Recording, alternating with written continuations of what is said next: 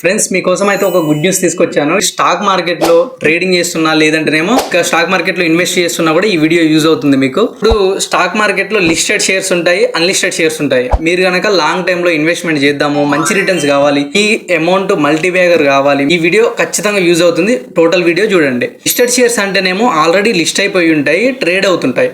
Unlisted shares అంటే ఏంటి అంటే లిస్ట్ కాని షేర్స్ అని అర్థం. ఈ అన్లిస్టెడ్ షేర్స్ లో ప్రీ ఐపీఓ షేర్స్ అని కూడా అంటారు.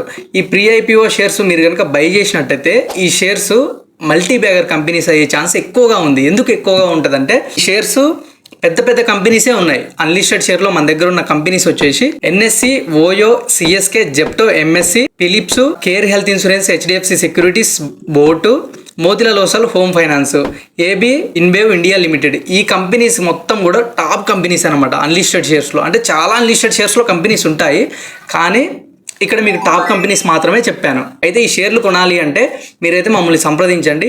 మీకు ఎగ్జాంపుల్ కూడా చెప్తున్నా. ఒక టాటా షేరు 100 రూపీస్ ఉన్న షేరు లిస్టింగ్ టైం కల్లా 1200 రూపీస్ అయింది.